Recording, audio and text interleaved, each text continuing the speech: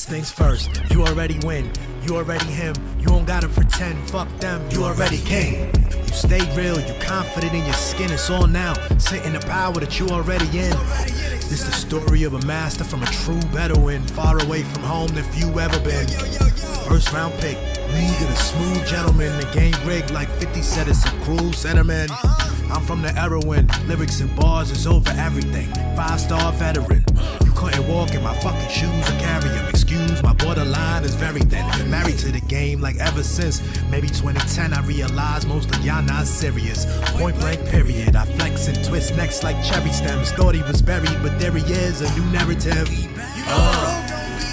I keep winning. They not used to what you bringing, kid. I keep winning. They don't even know what they looking at. I keep winning. Man, yo, pick one lane and stay in that shit. keep winning. You came up on that hustle. Yo, what Nobody up? seeing your vision. How we doing? How we Even doing? your friends Bring don't this know. down. Welcome to How Billy Sees It. It is July 3rd, and this is episode 72 or 73. And we have a very special guest today, a good friend that I won't even give too much intro. We'll just jump right in and learn about him as you see him. It's my dude, Erich. Hold on, let me get the guest chat. Here we go. Erich Groezinger, what up, man? Hey man, how's it going? How's it going, bro? How was your day? It's good. It's good. It's weird meeting up with you where I get to see your face and not your character. Exactly. We met how many years ago, man? It has to be like a decade now. Close No. to. I mean, Overwatch like second over. season, but like 2016, summer of Yeah. 2016. 2016. That's crazy. We met on Overwatch, which is, to me, it's like the only video game. I mean, you play other video games. I fucking play nonstop Overwatch, and we met, and I don't even know how we connected, who sent the friend request or whatever, but we started winning some games together and kept in touch, man. Yeah. I mean, Lantern, I imagine was part of that original group, and I know Noah was from Noah. early on, Yeah. who we still hang out with, but. Yep. I'm Yeah, gonna get I Noah mean- on here eventually. He showed some interest in here, and then we met a couple of times too. So from season 2 Overwatch, just playing and getting to know each other online. Then we they had the Overwatch League Championships. We went to that in New York. Yeah, in Brooklyn. In Brooklyn, it was Philadelphia versus Philadelphia Fusion versus I can't I have no remember clue who the fuck it was. Yeah.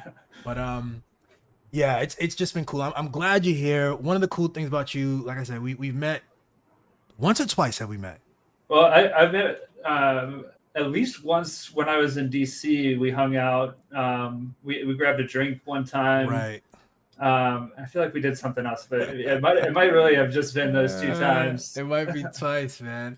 But what's cool is as we've been playing, we play the game and chat a little bit. And I'm like, yo, this dude Erich is an interesting motherfucker, yo. Erich, you got a lot going on, man, and it's cool stuff. I was introduced to your website and the Groezinger group.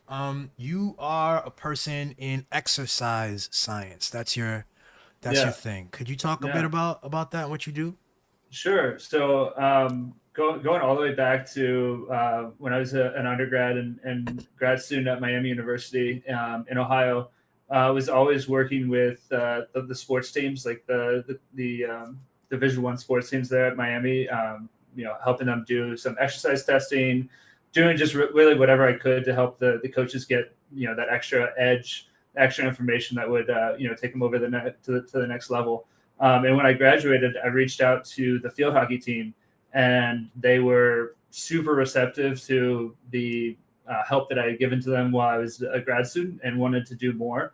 And so they use it's called a Polar Team Pro. It's a heart rate monitor that all the girls wear when they're practicing, when they're in game, when they're lifting. Anytime that they're in it, they have these heart rate monitors on. It does not only heart rate, but it tells them like GPS positioning on the field, gives like distance, speed, all these numbers. And none of the coaches, most coaches these days, maybe some of the younger ones, but most of the kind of old school coaches, they don't know what any of that information means. They don't know how to use it. They don't know how that information is going to help their team go to the next level. So that's where I could come in. I kind of built a whole program around this information and made sure the decisions that are made on a daily basis are made out of based on this data Yeah. rather than just like what the coach observes or what the coach feels. It's the data kind of rules everything. And so I've been working with field hockey now since 2017. We've had a ton of success. We've won every single conference championship. We've gone to the NCAA tournament every single year. And if you ask the coach, That's a not lot of bad, it man. is the work that we've done. And then throughout the time I lived in Boston for 4 years when we met. I'm pretty sure I was living in Boston at the time. I worked with a bunch of athletes there. That's big like running and rowing community. Yeah. And then now I'm out here in Colorado, working with within the Olympic movement. So kind of all ties together in the sport world. That's huge, man. That's huge. That's a really awesome story, by the way. I went back to my old alma mater and offered some animation services because that's what I do, and Hell yeah. they weren't as receptive at all. This is years back when I first started, and they were like, "What?" I was like, "Trust me, I'm good." They were like, "No, we don't have a budget for it." So Damn. And that's kind of like Miami's. It's a Division I school, but they don't have the budget that like Alabama, Ohio State, any of those. of course, it's a different you know, ballgame. Right. So like, what the work I do ideally would be someone there full time that's observing all the practices. Like when I was a grad student, I was working with the ice hockey team, and I went to every single one of their practices, and I was literally sitting there with an iPad, talking to the coaches, saying, "Hey, you got to do this. Take these guys off, give these guys extra." I can't do that on like a consultant salary with the field hockey team, but they don't have the money to pay for a full time employee, so you can get 95% of the benefit for a fraction of the cost by just using kind of that remote consultant work. Yeah. So I saw the word GPS come up a few times on your site, and I wanted to ask you directly about that. GPS location, is that what it is, or is it something else? Yeah, it's satellites connect, and what's cool, like for soccer and field hockey, these are obviously outdoor sports on a field. You can kind of get like a heat map based on, so like it connects with the GPS. It knows where each player is, and then at the end of the session, you can go back and look at a specific player and said, okay, this defender spent most of her time in this part of the field, but she should have been over here. So that's like another like kind of feedback loop that we can give these athletes. Like, hey, you're a little bit out of position, for what you're supposed to be doing. Here's the heat map to show. It's not like, oh, the coach says, hey, you're out of position. This is like actual proof saying, hey, you were a little bit too far up, a little bit too far back, here or there. That's just get nutty. that extra level of feedback. What was really crazy is that the ice hockey arena that they had so many windows in it that they could actually use the GPS. So we were actually able to. We had to refer to the sport as a field hockey, because if you refer to the sport as ice hockey, it just automatically shuts the GPS off. But so we would like within the system, they were a field hockey team because it was picking up the GPS, and we were getting that same heat map on the ice instead of it's a whole another factor of the system that wouldn't normally be able to be utilized by the ice hockey team. But in our arena specifically, there were enough windows that we could actually pick that up and get more accurate positioning data. Got you. It was a function of the fact that there's windows in this ice hockey facility. A typical indoor game, you couldn't do that with. So like you can't do this with basketball or indoor football kind of thing. So there are, with Polar specifically, no, you need you need a GPS, or you need access to the outdoors or windows in your indoor arena. Gotcha. There are other systems that have like basically you put cameras inside your arena, and it picks up the unit that whatever unit they're wearing, and it can give you all of that heat map or tracking data that you would normally get outside, that you can get that inside. But it might work for you at home, but then anytime you travel, if they don't have the same system, it's not something that's like portable where you could just be like, get there a couple hours early and set these cameras up. They're like built into the arena. So that's a whole other level thing. Yeah.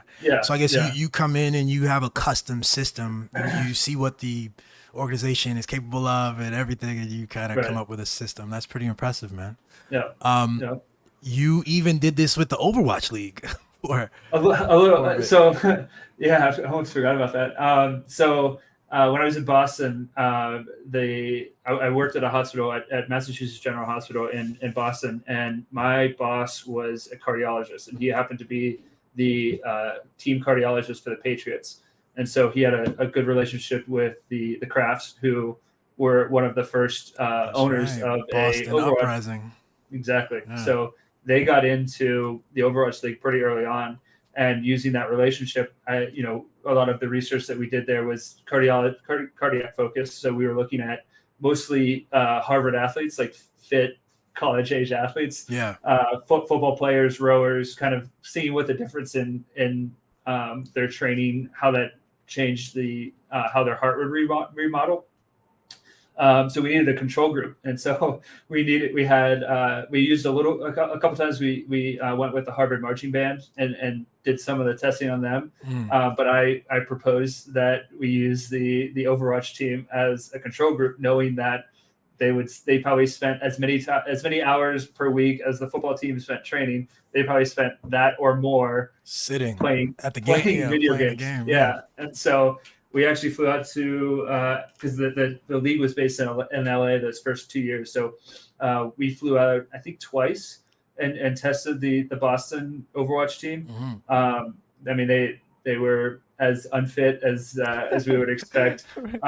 What's weird though is that they weren't like they were very skinny. Like I think that if we had like the money and the capacity, it would be interesting to look closer at like their dietary habits. Because heart wise they were fine, but they were also just like jacked up on caffeine and whatever other for sure, man. whatever other stuff that they could get their hands on. But one of the things we did was like a quick little like survey thing, and one of the questions we asked was how many hours per week would you say that you are sitting and playing video games? And I think the average was like 50 hours. 50 hours. Yeah, because their training part of the team was probably, I don't know, maybe 5 hours a day, 6 days a week, so 30 hours. But then they're turning around and putting another 20 hours in on their own. Streaming, doing their own thing. It's Right. definitely a passion thing. People who love video games. But then you saw at some point, I remember reading some of the Overwatch League, which is no longer around, unfortunately. But you started to see players have injuries and things like that. These guys, and then also just like complaining like they had a really rigorous routine of just playing this video game, where at some point I imagine even someone like me who loves this fucking video game, I imagine I'd be like, oh my god, I gotta play again, I gotta play some more. So I mean we went to I think the first year they were just like in they were kind of like in an apartment complex, so they had like one apartment was like the practice room, and then or the practice apartment, and then they each had like one or two were in each apartment kind of around that area. So you get up and you literally walk next door and then sit and play your game. Exactly. Like the second year they were in a house, and you don't even leave the house. Like they had like one room. They had one room in the first floor, which was where all the computers were, and then your bedrooms are kind of like spread throughout the house. And so you wake up, walk downstairs, start working, start gaming, and then your food's delivered. Like there might be multiple days in a row where they don't go out. Food, coffee, exactly. I was thinking they probably have. I'm surprised they didn't have like a chair toilet, like you know what I'm saying. You just shit while playing, like no fucking time. Yeah, that's ridiculous. Were you a student athlete or an athlete at all yourself? Physical athlete? I raced for the triathlon team at Miami. So 4 years. Oh, nice. Racing. It was a club sport, but I mean, I still consider myself absolutely a student athlete, and we were putting in 15 to 20 hour weeks every week, which is as much as you could do as a student athlete. Yeah. And then I was the last 2 years I was running the team. Like we had like kind of like a president, vice president kind of hierarchy within club sports. Yeah. So every org had to have kind of leadership positions. And so I was like running pretty much everything the last 2 years. That's what's up. We got a comment already. We got a comment from my wife Sheba. Oh, hey, babe. She says, what Overwatch characters do you each play, and what draws you to those characters? So you go first. Well, Sure. So you play way more than I do. I mean, which with the characters? Go yeah, I've so starting off like when Billy and I met, it was Diva and Zarya, and that was the dream Yeah. team right there. We just would wreck and I don't really know what drew me. Tank position, I guess, is more what drew me rather than the specific characters. You know, Diva was a lot of fun on console, but then in the whatever 7-8 years that we've been playing this game, we've both transitioned from console to PC. Yes. And I do remember the first time I played on PC, I did play Diva, but since then I've kind of shifted to more of some of the other tanks. Reinhardt being probably my favorite tank now. Yeah. Yeah, but you play everything. I think you are a legit flex. I am what we call a one trick. I was a one trick Zarya, and now I'm a one trick Baptiste. And I would say Zarya was attractive to me because when I first played her, I didn't understand her at all. When I first got in the game, I was like, what the? This doesn't make sense. Like, I thought her gun was weak. I didn't understand it. And then when I figured out the bubble thing, I was like, oh shit, this is such a cool mechanic, you know? And just I love the split second being able to like help somebody, save somebody with a bubble and then all that. So and then it's almost similar with Bap. Like Baptiste has that quick reaction, save somebody kind of thing, but also, you know, he's just more of a healer instead of a tank. So I fuck with that. Sure. Since day one, my favorite thing, and it's now not a part of the game, but like tank duoing has always been was always my favorite thing. Whether it's Diva Zarya or Ryan Zarya, whatever that like dynamic of having just you and one other person in the call and like just talking game sense with just the tanks. It's really all you need. Like two good tanks that are talking. When it was 6-on-6 could really take over a game. But I played once I switched to PC. I played like on a competitive team for Overwatch, and that's where like you really got to like kind of hone in on a couple like your role is like main tank. So it was like Ryan, Sigma, Hammond, and that was it. Like you're not really allowed to flex as much as you are now. Yeah. And the communication too. Like we play and you'll talk. I struggle with it, man. I got to figure out how to communicate. Like for me, I'm aiming and you want me to fucking call out stuff and blah, blah, blah, look over. I'm like, look, doing 3 things at once is enough. Add a 4th or 5th, I'm out of it. But back to being a student. So I was a student athlete as well, man. I played football at Stony Brook and college and high school. I loved it. I loved every fucking second of it. Sheba writes, we were both. So you were captain of your triathlon team. I was captain of the football team. Could you talk a bit about the zone or the concept of the zone? To me, this is an interesting mix of, you know, exercise science, physiology, and mental psychology stuff. And so I'll let you start and let's just see where that goes. Sure. Have you do you know have you heard the term flow and flow state? Yes. And have you read the book? I would butcher his name. It's a very long name. Yeah. It's called I think it's just called Flow. It's one of my favorite books. I've given it out probably dozens of times. I'm a massive proponent and I would call myself a student of flow. You know, you hear about it. I think the first book I read about it was called The Rise of Superman. And it really focuses in on like the extreme athlete, like where the sport that you're in, the decisions you're making are like life and death. The people that are like squirrel shooting through, you know, those like small passes or, you know, crazy stuff like whitewater rafting, where like one decision you make that's wrong, it's your life. Right. And that's where you're like, okay, you have to like the flow state is what is keeping you alive because it's it's sharpening your focus and it's getting you into this zone, this state where okay, I know what I'm doing without really even like consciously thinking about it, and that's what's, you know, keeping me going forward, keeping me alive. That's not attainable for like 99% of people, and when you hear about flow and you like learn about it and you think, okay, well, I'm never going to be able to experience that level of flow. And so then you kind of like give up on the concept. But I don't know if you pulled up the book. His his whole thing was like, how can you find flow in your like everyday life? I think for me, and probably for you, I think Overwatch is a massive source of flow. There's days when you can't hit a shot, and there's days when you can't miss a shot. Exactly. And I think video games do a really good job. Not just Overwatch, there's plenty of video games that do a really good job of kind of harnessing that state and getting kids into getting anyone into that state that is like really it's really fascinating to me. But I, for sure, in my sports past, in every sport I've played, there are moments, and for me, it was like a lot of long endurance sports. That's kind of what got me into that state. Being on a bike for 4 or 5 hours, you kind of get into that zone where you're not really hurting, but you're not really pushing. It's not the same as next decision is like life altering, but Right.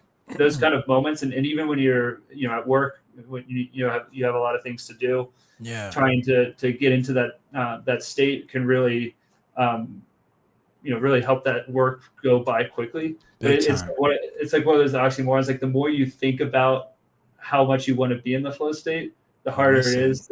Like exactly. that it's like counterintuitive. Like you almost have to like let your brain forget about Do its all of thing. that. Yeah. Just go, it's something that'll occur naturally if you're open to it. That's the beautiful and interesting thing about it. Yeah, flow. The guy's name is Mihaly. Oh no, I'm not even gonna attempt that. It's a Yeah, long yeah, last name. yeah, yeah. With It's with even longer. it's longer with more consonants than vowels for sure. Yeah, yeah, Um, but yeah, the zone or flow. I remember as football. Now, first off, let me just say, in terms of endurance sports, I was never an endurance sport kind of guy. When we trained endurance, I hated it, and I loved football. I love that quick. It's about quick decision making and speed. It's about changing direction and reacting quickly. And in high school, I was always a very kind of awkward, like trying to figure out the game. When I got to college, I built this confidence, and I started to experience this thing called flow.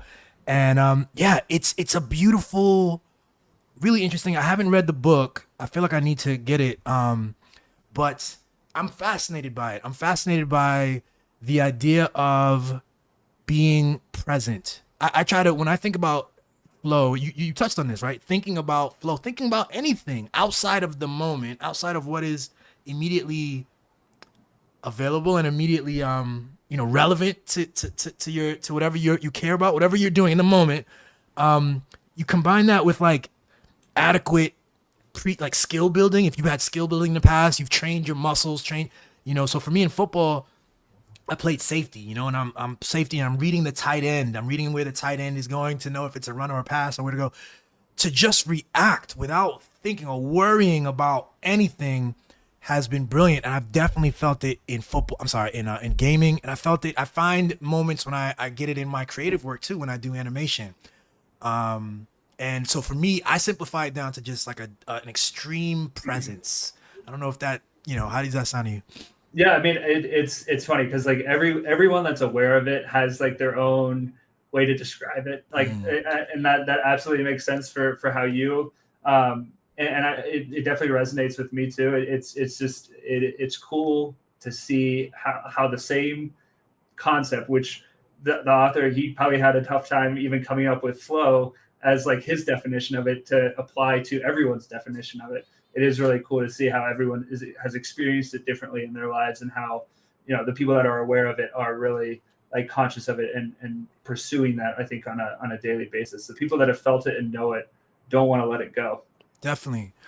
So flow is obviously, this is about words. This is about language, like you said, on some level. But apart from flow, which is some elevated space, I'm also fascinated by simply this idea of being present. Forget extreme presence. Being present, I think, is something that I talk about a lot on this podcast, live stream, and I just wanted to get into that with you a bit. Like, I have a theory that time is an illusion, and much of it, the way we think about time, these are concepts, and they're human constructs. They're helpful. They have value, just like lots of things. But it's about coming back to what is. You know what I mean? Like outside of being an extreme or elite athlete, just as the author is trying to figure out or help people find flow in their everyday lives, it's like whatever you're doing, and this, whatever you're doing, wash the dishes, chop wood,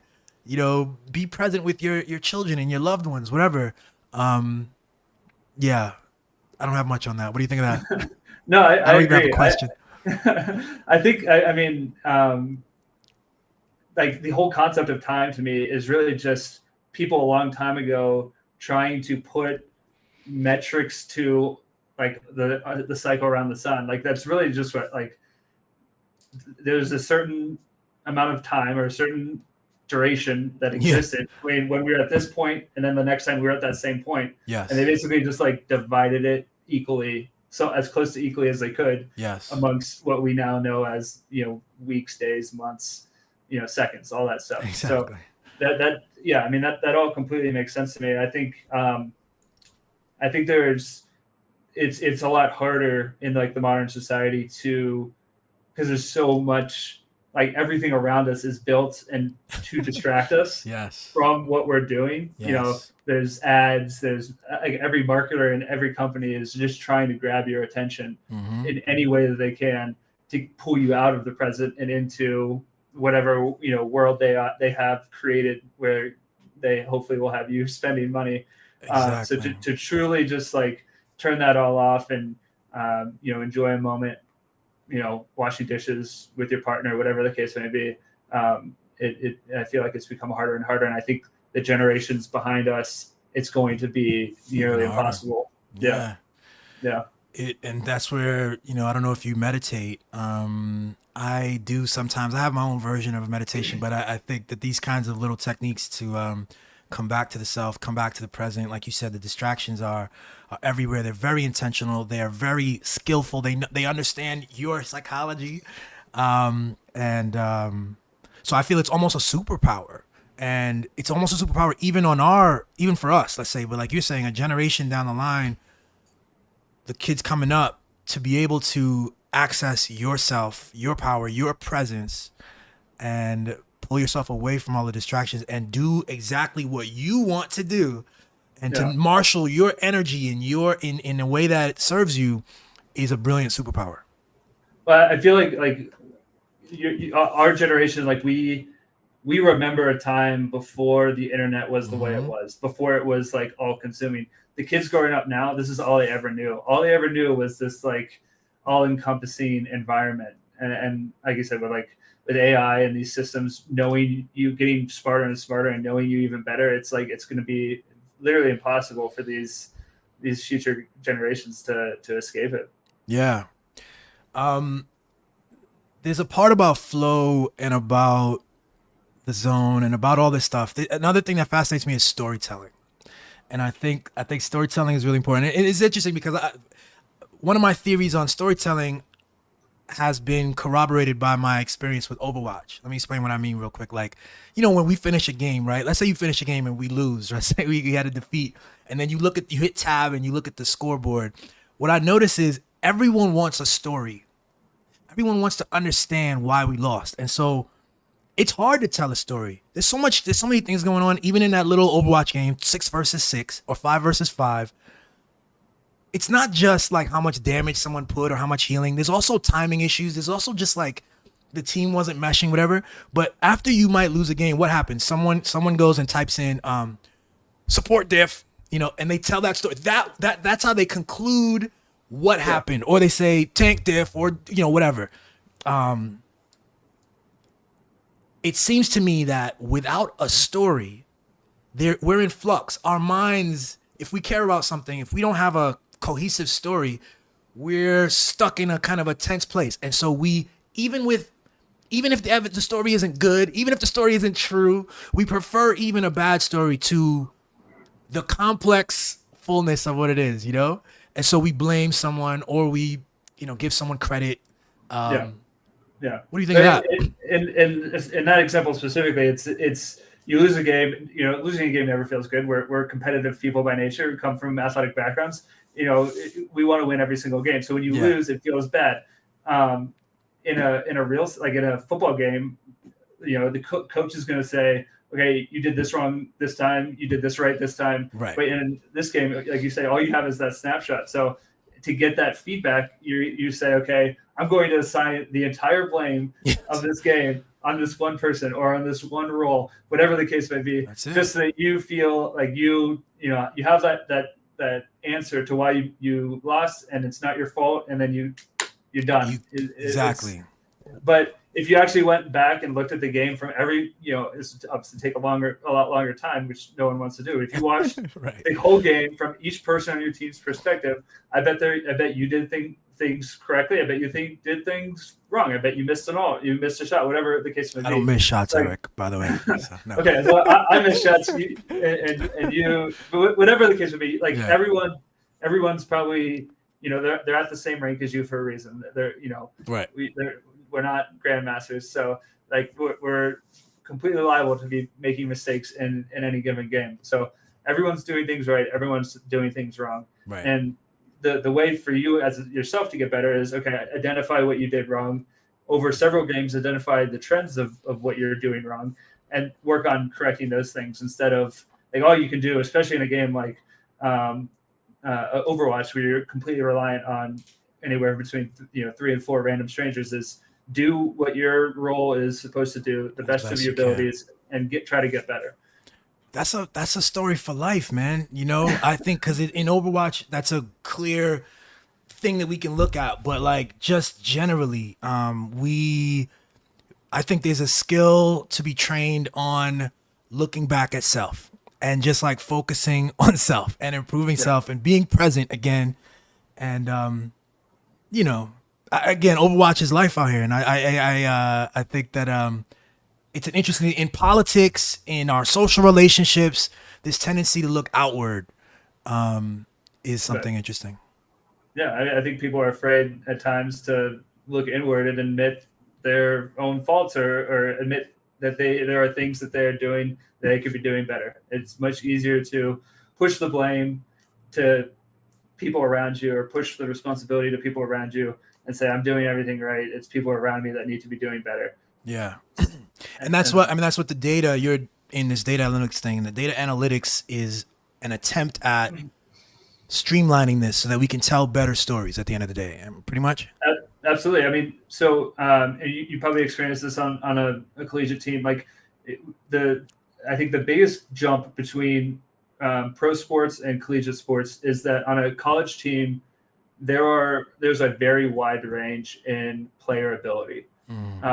You're going to have some studs, and you're going to have some people that, not that they're bad athletes, but that there's a clear difference between the top of your roster and the bottom of your roster. Right. And I think a big part of the data and a big part of what I do is that I don't treat everybody on the team the same. I treat everybody as themselves. And so if you're a stud and you're going to play all 60 minutes of each game on the weekend, there's no way that you can have the same training load, the same practice on Monday as the girl that didn't play a single minute on Friday and Saturday. Mm-hmm. You have to treat those people differently. You have to react to how they are feeling differently. Like everything is an individual thing. It's not, in my mind, it's not a team. It's each individual. Each individual's feedback loop is unique and important. That's really cool. Yeah. Yeah. Yeah. We've touched on this a few times, and I think this is a good segue to jump into then, like human nature. This is another philosophical question. Human nature. We are talking about competition. I just finished I'm not done. This guy's going to reply, I'm sure. I'm on Facebook having a couple of battles with some people. This one guy in particular asserts that competition is the key to everything. One of the things he says is that humans and nature in general is about competition. We are fighting for food. And part of the problem with our society, he says, is that we allow weaker people and lesser capable people to eat. This is an argument this man is actually making on a philosophy chat group.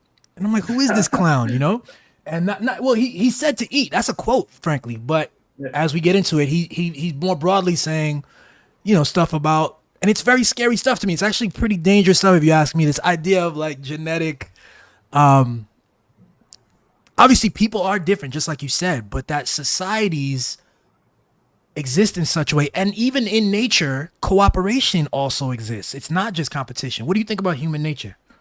I mean, it sounds like his view is like very like animalistic. Like we are the same as like the next animal below us in the food chain. Like, because that, you know, that concept seems more like what you would see in wild. And there are certainly instances where there's collaboration, but at the end of the day, if the head of the tribe, or whatever, in whatever animal kingdom it is, if the head of the tribe doesn't have enough food, that leader is going to take the food, and the people below him in that, or her in the hierarchy, is the one that's going to suffer.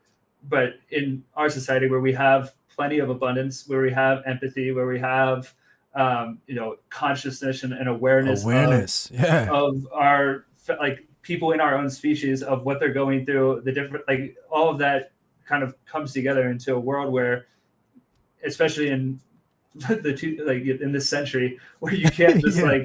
you can't just sit by and let someone not survive because you think that they're Weak. whatever, genetically weaker or inferior to you. That's not that. I mean, we've seen people throughout our history do that, and it's I mean, it's terrible. Like, that's not how it works. Correct. Exactly. And I think even so, what you said about the animal kingdom is interesting and true.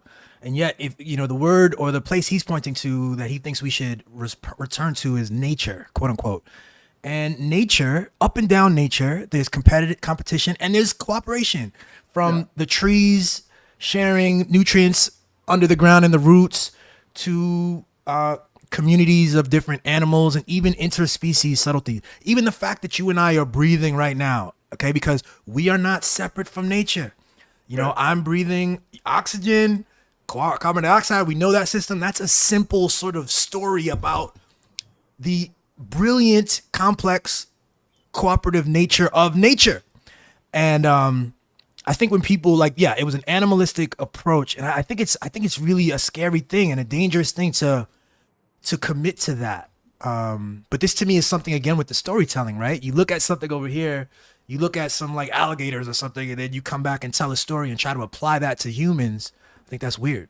Yeah, I mean, it's like taking the theory of evolution to its like absolute extreme and applying it to any situation that you see, and not allowing any of your like human tendencies or human behaviors to enter into that conversation. It's just like strictly like the strongest survive, the weakest die, and that's how this species should go forward. That's not That's not it.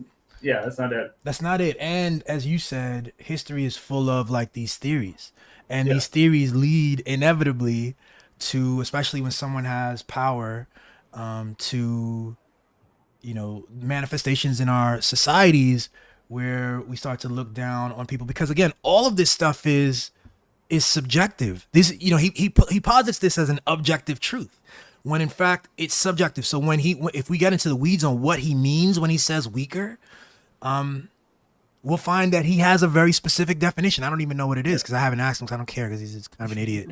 But like the human nature question is really valuable, because I think people have these ideals based on the sense about what we are. And my philosophy is that we don't know what we are. we don't know what this thing is. Like, we're humans, and like I've been a big science guy all my life. Biology, growing up in middle school, early biology. We do this. We understand that evolution from apes, let's say. And if you think of yourself as merely an evolved ape, then you will come up with a specific theory on how we should organize ourselves. But clearly, we're something more than an ape. That's like a metaphor for what we are. That's yeah. I completely agree. Yeah. Let's see. Sheba has a question. A statement. All the other animals and species are able to live in relative harmony without destroying the environment. This thing is on. It's hard to read. And their own species. Humans are the unnatural ones. The only thing, because every other species on the animal, like on the food chain, has someone above them that keeps them, like, the fact that we are at the top of the food chain and that we have no natural predator, it, at least now that we have like the security of houses and cars and weapons or whatever, like back when we were in the process of evolving from apes, we were not at the top of the food chain, and we were in constant fear and flight or fight mode of the animals that existed at that time. But now we are at the top of the food chain. There's no one above us that keeps us in check. All other down the food chain, pretty much every other species has someone above and below them that they're kind of existing in a space where they're keeping the one below them in check, and the one above them is keeping them in check, keeping their population in check.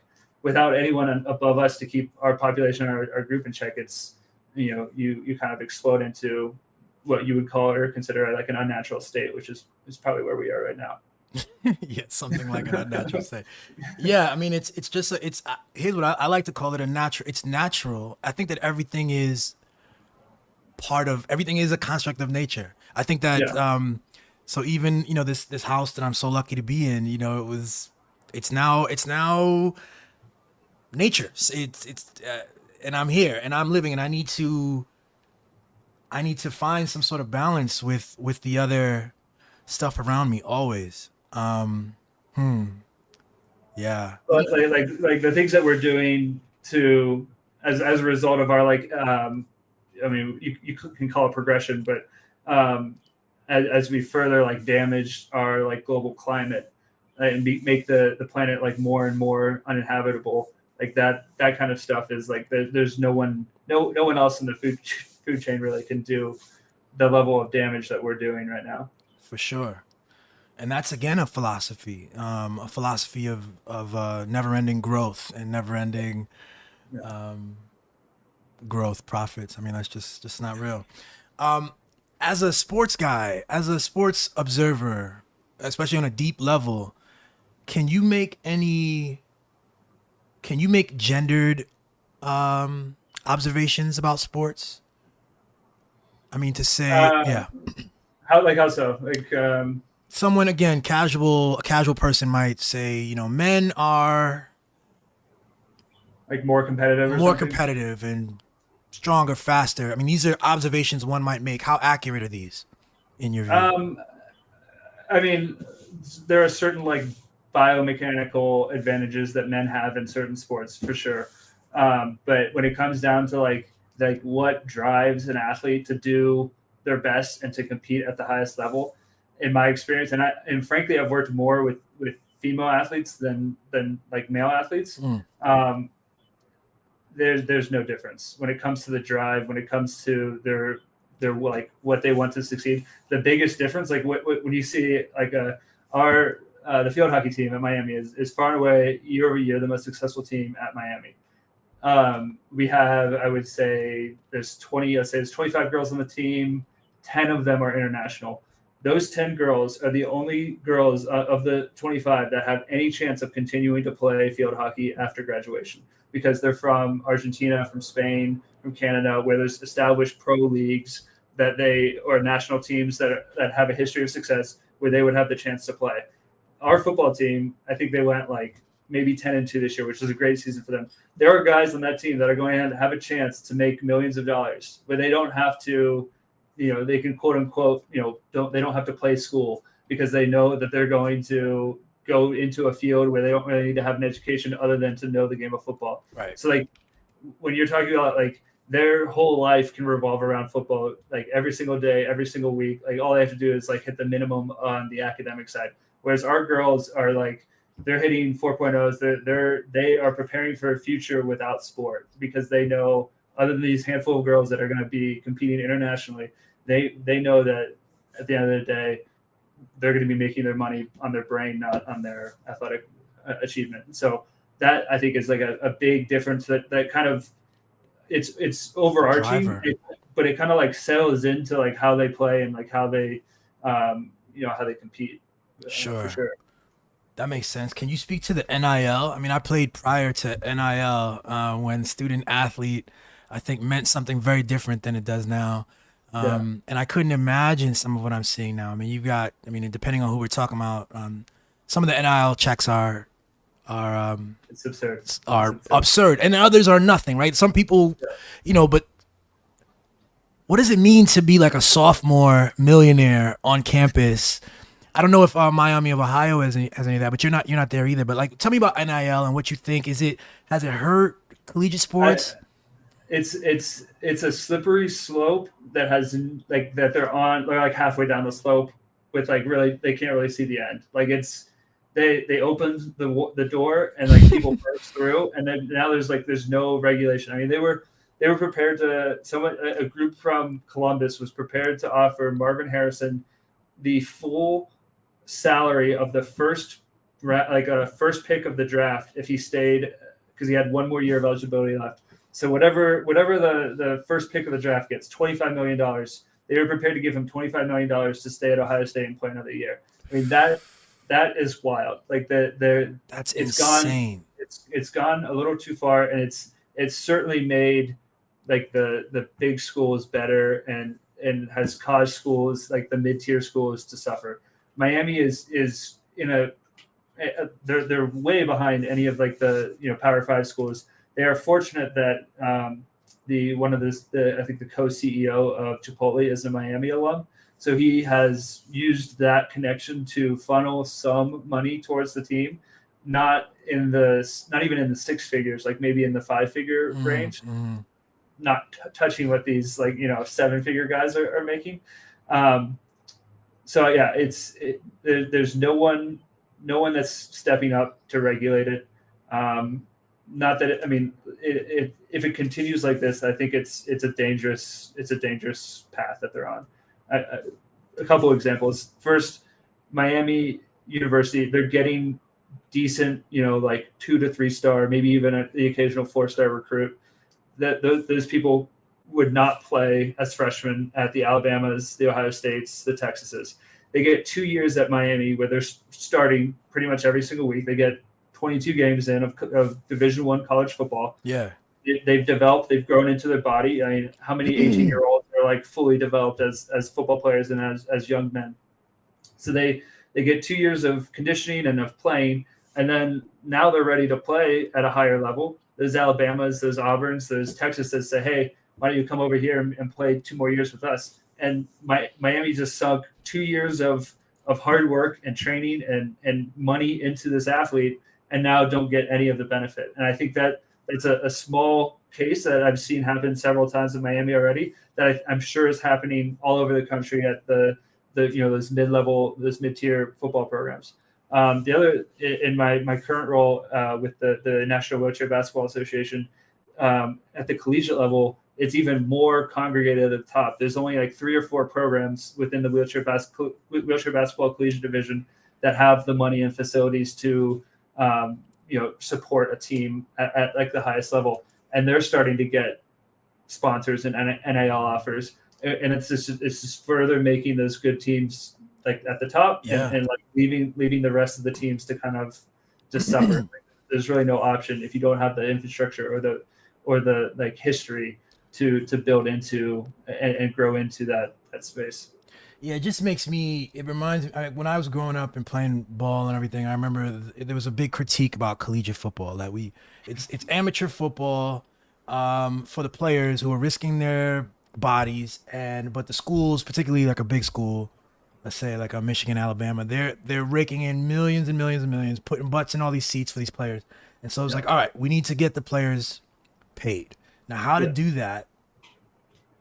This NIL thing has done that, but what you're saying is really key. Not only like it makes the best schools better too, because I remember sometimes you get this amazing 5-star recruit who would choose to go to a mid-tier school simply to be a stud and maybe to change everything, and maybe he has some affiliation with the region or something and he wants to get it.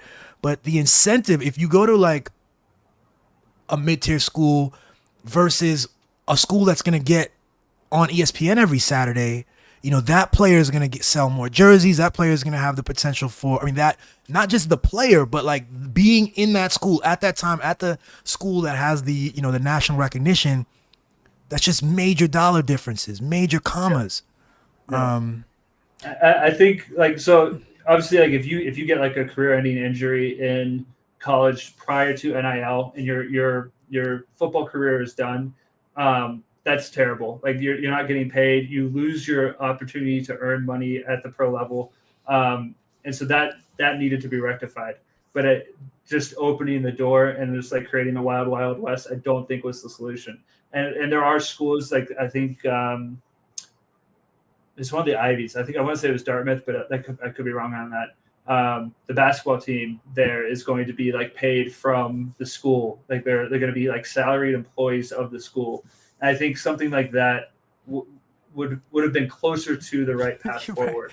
That's what I envisioned. It's Yeah, the schools that are getting the money from these athletes. exactly. It's it's not these like random boosters that are like, hey, let's throw some money at these guys just to make our local college team the best college team in the country. Like Yeah.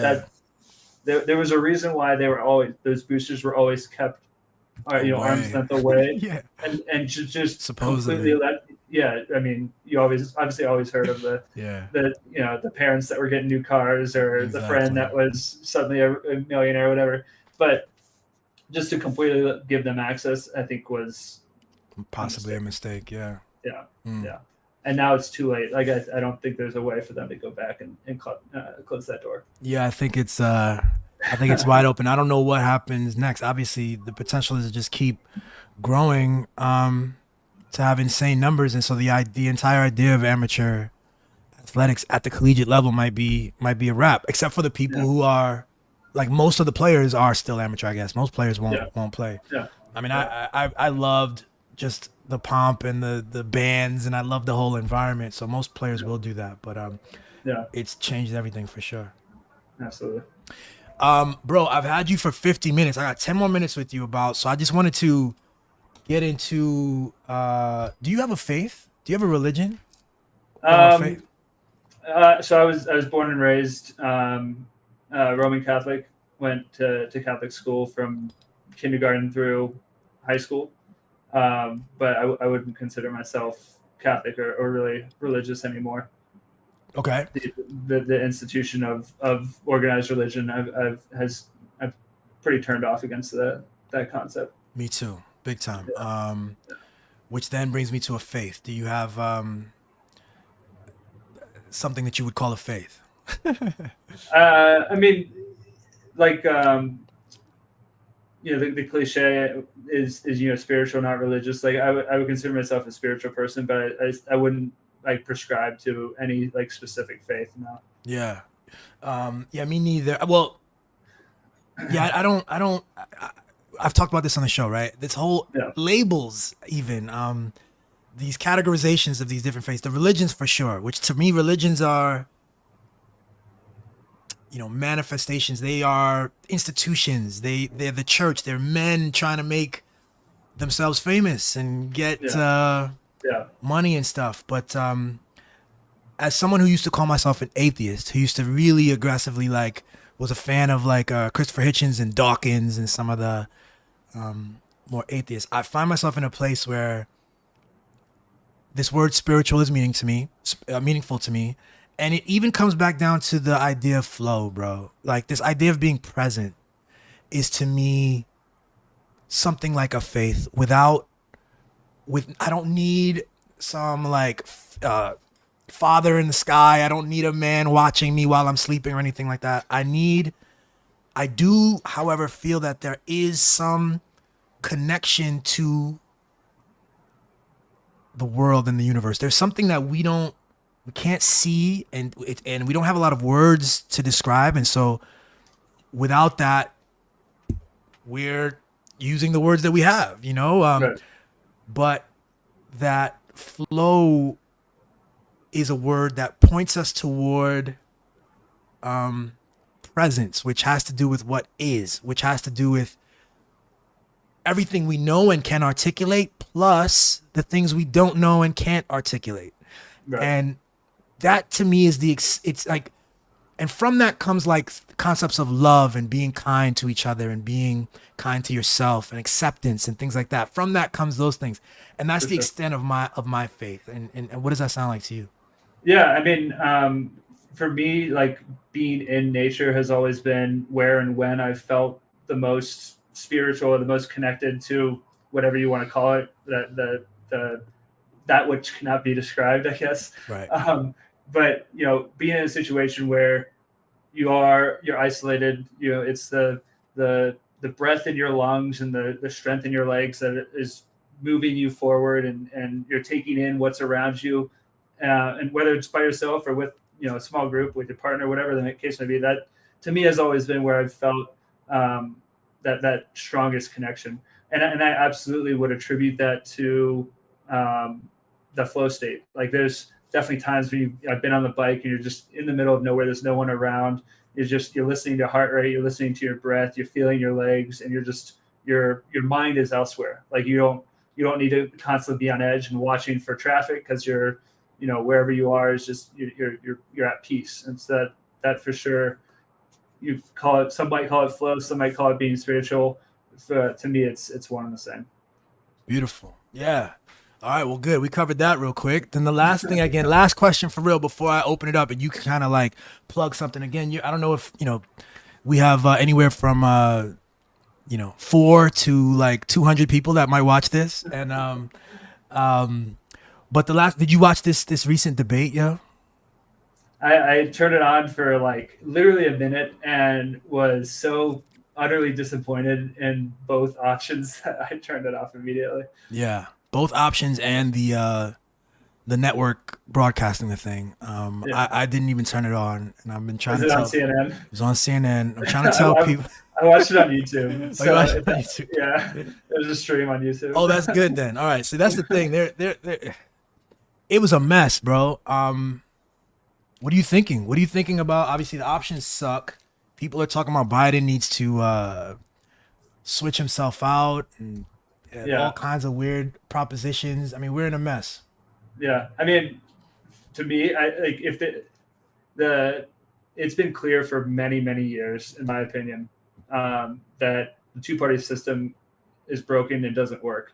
And so, if there was any year where a third-party candidate could come in and excite enough people that it would actually be something to put that third person on the debate stage and get some interest in a valid viable long-term three-party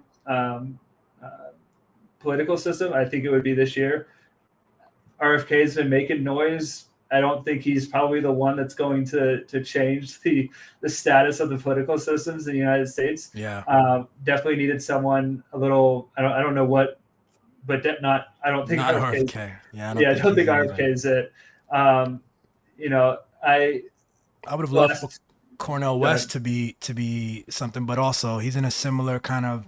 I don't know if he's it either, but But go ahead. I cut you off. I was always a massive fan of and still am of Andrew Yang. I think he's a brilliant. He's just He's smart as a scientist. He's a businessman. He knows he doesn't come from the political system. Mm-hmm. I don't even know if he would have been enough to actually make enough noise. But I mean, what we have right now is no good. I'm a big believer that the actual person in power doesn't have, the person in the presidential seat doesn't actually have that much power. Right. So it's really important. It's going out and voting in your local elections, vote for your state representative, vote in your state Congress. Those are the people that are going to actually change and make the laws that are going to impact you on a daily basis. Whether it's Trump or Biden, what they do in office probably, hopefully, fingers crossed, isn't going to have that big of an impact on us as individual citizens. But what your mayor does, what your governor does, what your local judges do. I mean, my partner, my girlfriend is a public defender. So one of the biggest things that you can do, especially in the criminal justice system, is vote for your judges, educate yourself on who is running for judge in your local area, and make sure that the person you're putting into that seat of power, it actually has similar beliefs to you, because those are the people that are going to be deciding the fate of you and your peers, on a daily basis. That's what's going to impact you and your family In your community. Yeah, I think I think you're right. I've been saying this for a long time. Like you said, with the two-party system, you know, we put too much. This is a CNN. I put the blame on CNN and Fox and these guys, by the way. We put too much emphasis on presidential elections. It's just a massive spectacle that can bring in all this money, advertising dollars and attention and horse race. And let's look at the, you know, the numbers and polls, and all these industries sprout from this spectacle, like the polling industry. But I think, like you said, local politics is even much more important. And then beyond that too, every day, you and I have the opportunity to step into our best selves and to like create a culture of honesty and like love and cooperation again, and like beyond these little games that we've erected, these little political structures, these slots of power that exist. We are creating and having conversations with each other that help us understand like what the good is. What does it mean to be a good society, to be a good neighbor, a good husband, and why, you know, the whole deal. So that to me is all interesting to me, and that's why I do How Billy Sees It. That's why I have like really insightful dudes like you. I really appreciate, you know, this whole conversation, man. I hope you had some fun.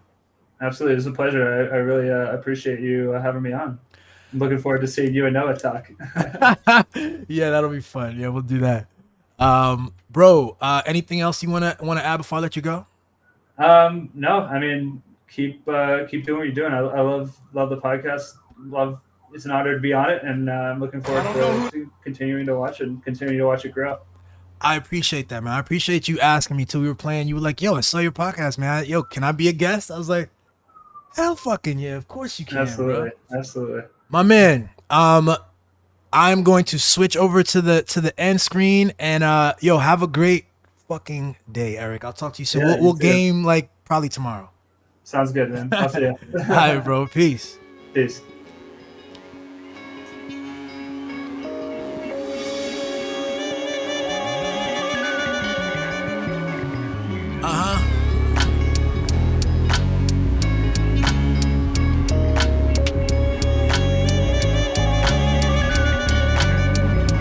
Last things first, you already win. You already him. You don't gotta pretend. Fuck them. You already king. You stay real. You confident in your skin. It's all now. Sit in the power that you already in. This the story of a master from a true Bedouin, far away from home than few ever been. First round pick, league of the smooth gentleman. The game rigged like 50 said it's a cruel sentiment. I'm from the era when lyrics and bars is over everything. 5-star veteran. You couldn't walk in my fucking shoes or carry them. Excuse my borderline is very thin. Been married to the game like ever since maybe 2010. I realized most of y'all not serious. Point blank period. I flex and twist necks like cherry stems. Thought he was buried, but there he is, a new narrative. I keep winning. They not used to what you bringing, kid. I keep winning. They don't even know what they looking at. I keep winning. Man, yo, pick one lane and stay in that shit. I keep winning. You came up on that hood shit. I keep winning. Nobody seeing your vision for real. I keep winning. Even your friends don't fuck with you. I keep winning. Be ready for your turn. So here's your one shot right now. Your heart pounding, clear throat right when the crowd pipe down. It's kinda like time froze on ice now. Damn, stomach tight wound, flipped upside down.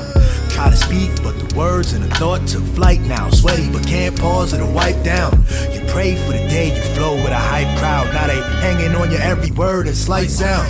Maybe these critics is wrong, maybe you twice as strong. What if every fear and doubt was gone?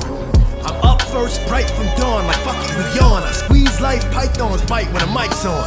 Peace, I might respawn. I hook left with the right arm, living in 5-star, ring the alarm. My full nature is still greater, I'm twice born. But never the ball, that's the fucking level I'm on. Talk to these people, man. Picture me lost, I'm differently raw. Been through the muck, most y'all instantly boss. Now I'm strictly the boss, drippy, hood hippie couture. Feeding these bitches till it's ripping they jaws. But y'all fans of the bullshit, me flicking it off. I damage your whole clique, these clowns really pissing me off. My verse is heat, and scripted is law. Like bitch, you fucking know who you singing across, huh? Okay, you got their attention now, I bro. keep winning. You just gotta keep showing them what it is, I man. keep winning. Your shit different for real, though. I man. keep winning. Yo, stay away from this politics, I though, keep my winning. dude. They still not getting the message, kid. I keep winning. They still don't understand where you coming from. I keep winning. But make sure you secure keep winning. I see the growth keep going. I'm through playing it low key, don't sleep. My power levels are OP. I'm floating, the mask off. The crew run deep, bigger than Sasquatch. We that large, the last gladiator. Blast off. It's either love or give me respect, that's all. Killing these niggas like, yeah, this what you asked for. Black Panther spit flames from Asgard. The whole squadron click transform. Fuck around, find out. Here's a crash course. We all time past now and fast forward. And we keep winning.